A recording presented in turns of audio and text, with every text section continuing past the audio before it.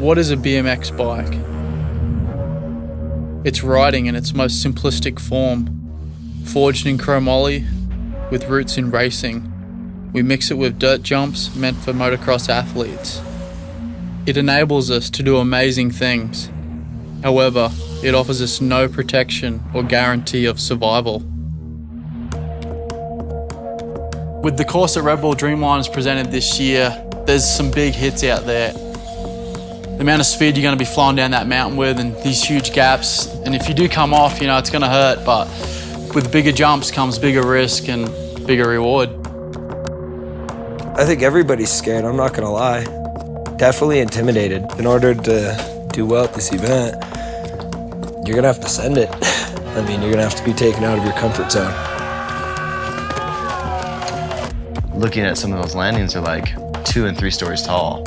So just the speed you'll be generating riding down the hill, like the mountain, and then you land on one of those things, like you're gonna be going at some speeds where a lot of people haven't reached that and probably a lot of people aren't gonna be comfortable with. So it's just gonna be one of those things where you're gonna have to get used to it or else you're gonna have to sit down and watch everybody else man up.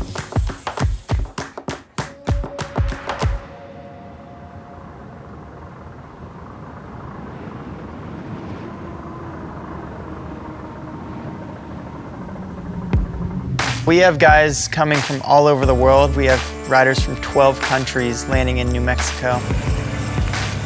Corey Bowen has that signature style that nobody else has. Mike Hucker Clark, he is having the most fun out of everybody. He just killed it. Ryan Nyquist is a BMX dirt legend. The guy wins every contest he enters. Dennis Enarson, he's kind of like the BMX Chuck Norris. He just does whatever he wants.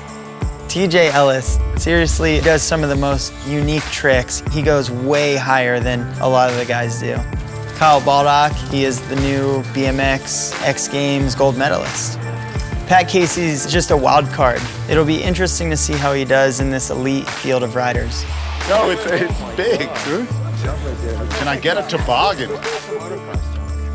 It's gonna take some real confident riders to ride this place because it's technical, it's fast, it's big. Instead of trying to add a ton of jumps, we just built 11 massive jumps. To ride it the way that these guys are used to riding, they're gonna have to be on point. There were a couple featured jumps out on the course. There was a giant shark fin, which we had the first year at Dreamline, but this year it was about 5 times bigger. Secondly is the big booter jump at the bottom of the hill, which was about 32 feet long this year, in probably about 10-foot tall lip and 15-foot tall landing, where a lot of guys would probably put in a difficult trick right before they made it down the rest of the course.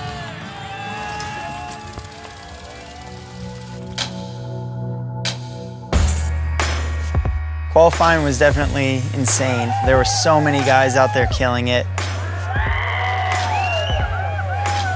We were at 9,600 feet. A lot of guys were having trouble breathing. We had oxygen on site, just kind of trying to keep everyone in one piece.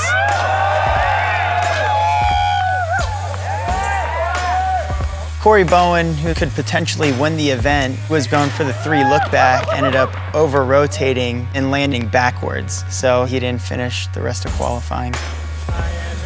Nyquist was putting on a show for everyone. He went to do a 450 bar spin. He ended up hanging up just enough to send him over the bars. And then we later were informed that he broke his collarbone and dislocated some ribs. Coming into finals with seeing their fellow riders being injured the day before, a lot of these guys definitely had their minds in a lot of different places.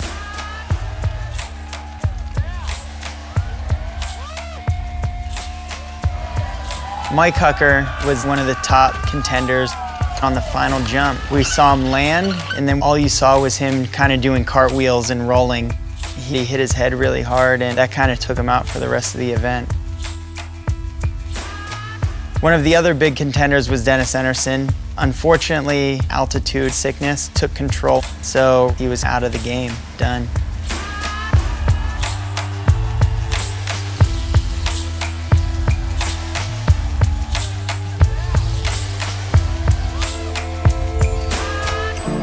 Loving it. It's not even feeling like a contest anymore. It's just feeling like all mates are hanging out, and that's what he wanted to feel like, and I'm stoked to be a part of it, you know? Amazing. This course is gnarly. Like, I never rode nothing like it, so for me to land all my tricks and right away is like, I'm blessed. Really just the jumps, that's it. You just have so much time in the air that you can just do whatever you want. So a lot of those tricks I haven't ever done in a contest, so it was cool just to be able to do it and land them, so I'm stoked. All the guys were killing it throughout the whole jam. Pat Casey just pushed through. He did a 360 bar spin to double tail whip, and that was a trick that's never been done before. It was a first. Pat Casey was going 10 feet higher than all the other guys. So Pat with the well-deserved win.